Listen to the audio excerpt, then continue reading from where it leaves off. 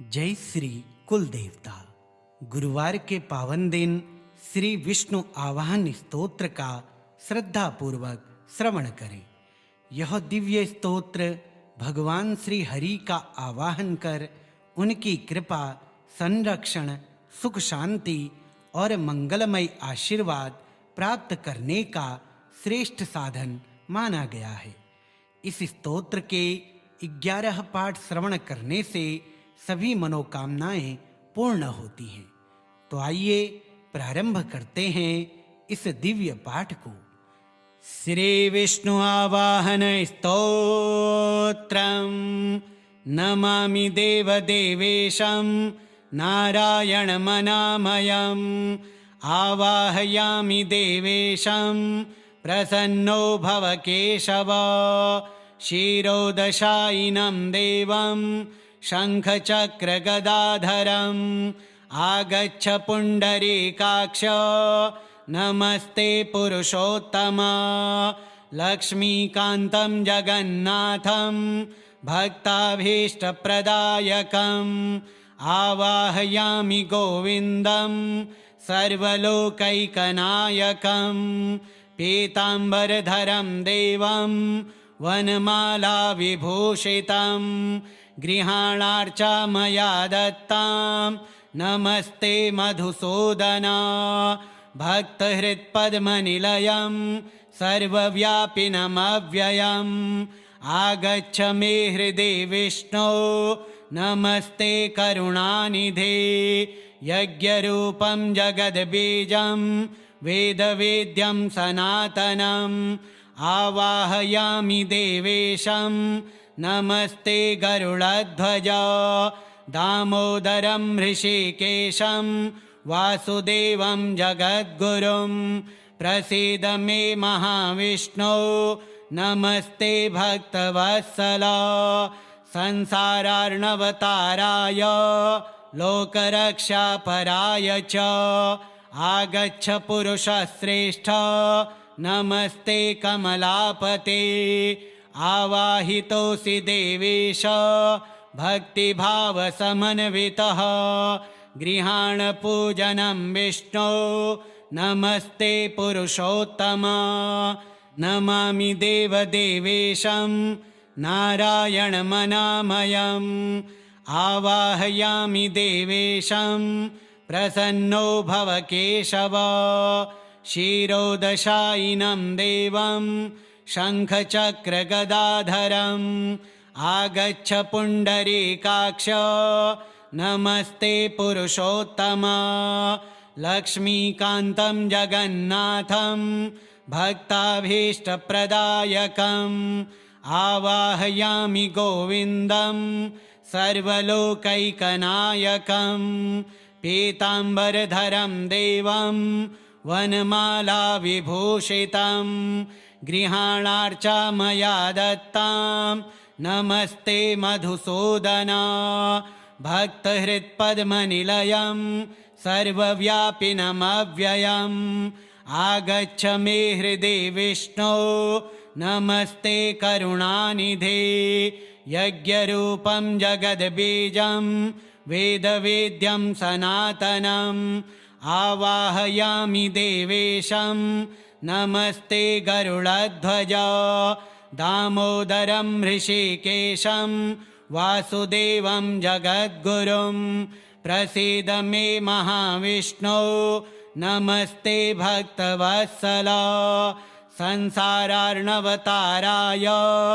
लोकरक्षापराय च आगच्छ पुरुषश्रेष्ठ नमस्ते कमलापते आवाहितोऽसि देवेश भक्तिभावसमन्वितः गृहाण पूजनं विष्णो नमस्ते पुरुषोत्तम नमामि देवदेवेशं नारायणमनामयम्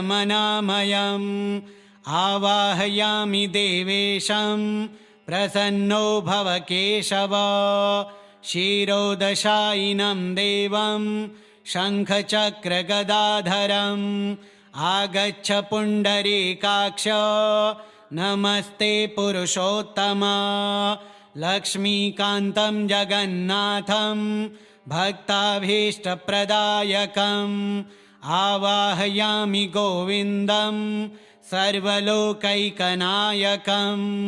पीताम्बरधरं देवं वनमालाविभूषितं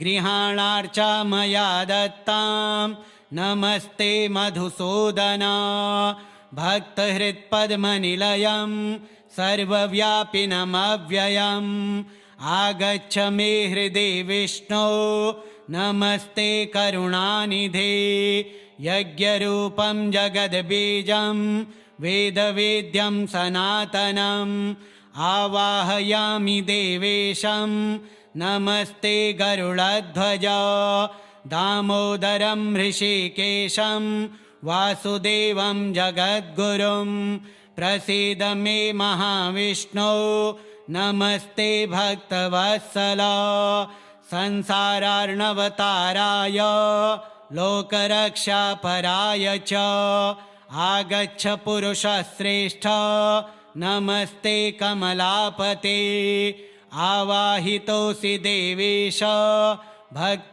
भक्तिभावसमन्वितः गृहाण पूजनं विष्णो नमस्ते पुरुषोत्तम नमामि देवदेवेशं नारायणमनामयम् आवाहयामि देवेशं प्रसन्नो भव केशव क्षीरोदशायिनं देवं शङ्खचक्रगदाधरम् आगच्छ पुण्डरीकाक्ष नमस्ते पुरुषोत्तम लक्ष्मीकान्तं जगन्नाथं भक्ताभीष्टप्रदायकम् आवाहयामि गोविन्दं सर्वलोकैकनायकं पीताम्बरधरं देवं वनमालाविभूषितं गृहाणार्चा मया दत्तां नमस्ते मधुसूदना भक्तहृत्पद्मनिलयं सर्वव्यापिनमव्ययम् आगच्छ मे हृदि विष्णो नमस्ते करुणानिधे यज्ञरूपं जगद्बीजं वेदवेद्यं सनातनम् आवाहयामि देवेशं नमस्ते गरुडध्वज दामोदरं ऋषिकेशं वासुदेवं जगद्गुरुं प्रसीद मे महाविष्णो नमस्ते भक्तवत्सला संसारार्णवताराय लोकरक्षापराय च आगच्छ पुरुषश्रेष्ठ नमस्ते कमलापते आवाहितोऽसि देवेश भक्तिभावसमन्वितः गृहाण पूजनं विष्णो नमस्ते पुरुषोत्तम नमामि देवदेवेशं नारायणमनामयम् आवाहयामि देवेशं प्रसन्नो भव केशव क्षीरोदशायिनं देवं शङ्खचक्रगदाधरम् आगच्छ पुण्डरीकाक्ष नमस्ते पुरुषोत्तम लक्ष्मीकान्तं जगन्नाथं भक्ताभीष्टप्रदायकम् आवाहयामि गोविन्दं सर्वलोकैकनायकं पीताम्बरधरं देवं वनमालाविभूषितं गृहाणार्चा मया दत्तां नमस्ते मधुसूदना भक्तहृत्पद्मनिलयं सर्वव्यापिनमव्ययम् आगच्छ मे हृदि विष्णो नमस्ते करुणानिधे यज्ञरूपं जगद्बीजं वेदवेद्यं सनातनम् आवाहयामि देवेशं नमस्ते गरुडध्वज दामोदरं ऋषिकेशं वासुदेवं जगद्गुरुं प्रसीद मे महाविष्णो नमस्ते भक्तवत्सला संसारार्णवताराय लोकरक्षापराय च आगच्छ पुरुषश्रेष्ठ नमस्ते कमलापते आवाहितोऽसि देवेश भक्तिभावसमन्वितः गृहाण पूजनं विष्णो नमस्ते पुरुषोत्तम नमामि देवदेवेशं नारायणमनामयम् आवाहयामि देवेशं प्रसन्नो भव केशव क्षीरोदशायिनं देवं शङ्खचक्रगदाधरम् आगच्छ पुण्डरीकाक्ष नमस्ते पुरुषोत्तम लक्ष्मीकान्तं जगन्नाथं भक्ताभीष्टप्रदायकम् आवाहयामि गोविन्दं सर्वलोकैकनायकं पीताम्बरधरं देवं वनमालाविभूषितं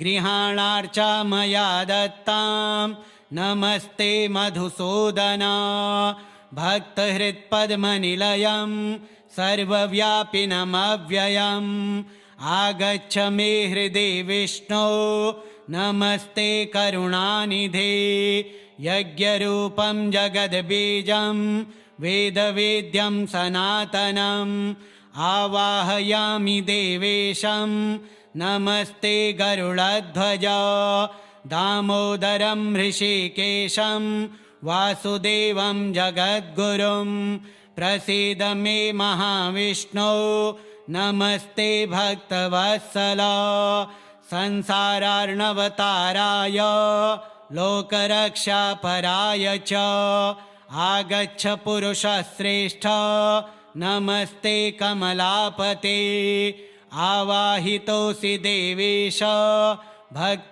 भक्तिभावसमन्वितः गृहाण पूजनं विष्णो नमस्ते पुरुषोत्तम नमामि देवदेवेशं नारायणमनामयम् आवाहयामि देवेशं प्रसन्नो भव केशव क्षीरोदशायिनं देवं शङ्खचक्रगदाधरम् आगच्छ पुण्डरीकाक्ष नमस्ते पुरुषोत्तम लक्ष्मीकान्तं जगन्नाथं भक्ताभीष्टप्रदायकम् आवाहयामि गोविन्दं सर्वलोकैकनायकं पीताम्बरधरं देवं वनमालाविभूषितं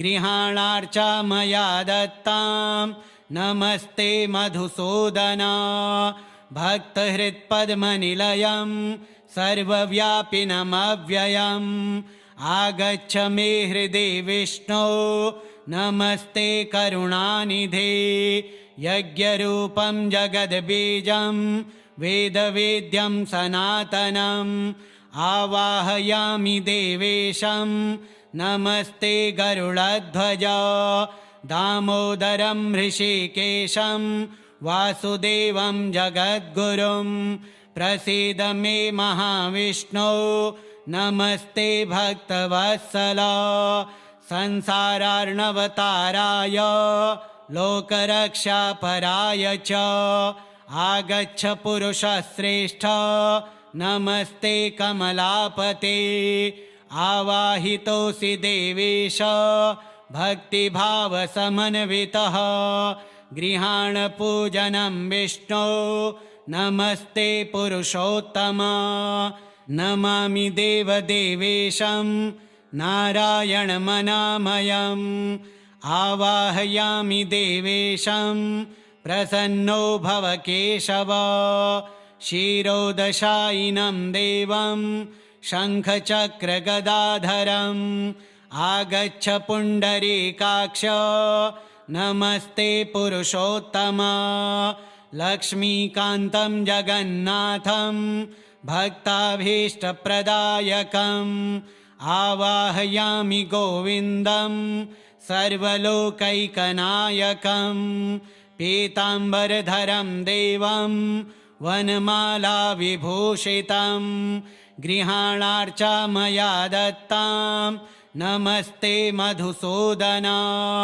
भक्तहृत्पद्मनिलयं सर्वव्यापिनमव्ययम् आगच्छ मे हृदि विष्णो नमस्ते करुणानिधे। यज्ञरूपं जगद्बीजं वेदवेद्यं सनातनम् आवाहयामि देवेशं नमस्ते गरुडध्वज। दामोदरं ऋषिकेशं वासुदेवं जगद्गुरुं प्रसीद मे महाविष्णो नमस्ते भक्तवत्सल। संसारार्णवताराय लोकरक्षापराय च आगच्छ पुरुषश्रेष्ठ नमस्ते कमलापते।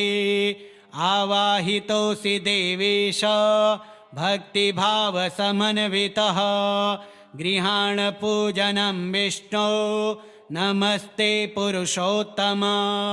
नमामि देवदेवेशं नारायणमनामयम् आवाहयामि देवेशं प्रसन्नो भव केशव। क्षीरोदशायिनं देवं शङ्खचक्रगदाधरम् आगच्छ पुण्डरीकाक्ष नमस्ते पुरुषोत्तम। लक्ष्मीकान्तं जगन्नाथं भक्ताभीष्टप्रदायकम् आवाहयामि गोविन्दं सर्वलोकैकनायकं। पीताम्बरधरं देवं वनमालाविभूषितं गृहाणार्चा मया दत्तां नमस्ते मधुसूदन। भक्तहृत्पद्मनिलयं सर्वव्यापिनमव्ययम् आगच्छ मे हृदि विष्णो नमस्ते करुणानिधे। यज्ञरूपं जगद्बीजं वेदवेद्यं सनातनम् आवाहयामि देवेशं नमस्ते गरुडध्वज। दामोदरं ऋषिकेशं वासुदेवं जगद्गुरुं प्रसीद मे महाविष्णो नमस्ते भक्तवत्सल। संसारार्णवताराय लोकरक्षापराय च आगच्छ पुरुषश्रेष्ठ नमस्ते कमलापते। आवाहितोऽसि देवेश भक्तिभावसमन्वितः गृहाणपूजनं विष्णो नमस्ते पुरुषोत्तम। नमामि देवदेवेशं नारायणमनामयम् आवाहयामि देवेशं प्रसन्नो भव केशव। क्षीरोदशायिनं देवं शङ्खचक्रगदाधरम् आगच्छ पुण्डरीकाक्ष नमस्ते पुरुषोत्तम। लक्ष्मीकान्तं जगन्नाथं भक्ताभीष्टप्रदायकम् आवाहयामि गोविन्दं सर्वलोकैकनायकं। पीताम्बरधरं देवं वनमालाविभूषितं गृहाणार्चा मया दत्तां नमस्ते मधुसूदन। भक्तहृत्पद्मनिलयं सर्वव्यापिनमव्ययम् आगच्छ मे हृदि विष्णो नमस्ते करुणानिधे। यज्ञरूपं जगद्बीजं वेदवेद्यं सनातनम् आवाहयामि देवेशं नमस्ते गरुडध्वज। दामोदरं ऋषिकेशं वासुदेवं जगद्गुरुं प्रसीद मे महाविष्णो नमस्ते भक्तवत्सल। संसारार्णवताराय लोकरक्षापराय च आगच्छ पुरुषश्रेष्ठ नमस्ते कमलापते। आवाहितोऽसि देवेश भक्तिभावसमन्वितः गृहाणपूजनं विष्णो नमस्ते पुरुषोत्तम। नमामि देवदेवेशं नारायणमनामयम् आवाहयामि देवेशं प्रसन्नो भव केशव क्षीरोदशायिनं देवं शङ्खचक्रगदाधरम् आगच्छ पुण्डरीकाक्ष नमस्ते पुरुषोत्तमा लक्ष्मीकान्तं जगन्नाथं भक्ताभीष्टप्रदायकम् आवाहयामि गोविन्दं सर्वलोकैकनायकं पीताम्बरधरं देवं वनमालाविभूषितं गृहाणार्चा मया दत्तां नमस्ते मधुसूदना भक्तहृत्पद्मनिलयं सर्वव्यापिनमव्ययम् आगच्छ मे हृदि विष्णो नमस्ते करुणानिधे यज्ञरूपं जगद्बीजं वेदवेद्यं सनातनम् आवाहयामि देवेशं नमस्ते गरुडध्वज दामोदरं ऋषिकेशं वासुदेवं जगद्गुरुं प्रसीद मे महाविष्णो नमस्ते भक्तवत्सला संसारार्णवताराय लोकरक्षापराय च आगच्छ पुरुषश्रेष्ठ नमस्ते कमलापते आवाहितोऽसि देवेश भक्तिभावसमन्वितः गृहाण पूजनं विष्णो नमस्ते पुरुषोत्तमा श्रीविष्णु आवाहन स्तोत्रम् श्रीविष्णोर्पणमस्तु।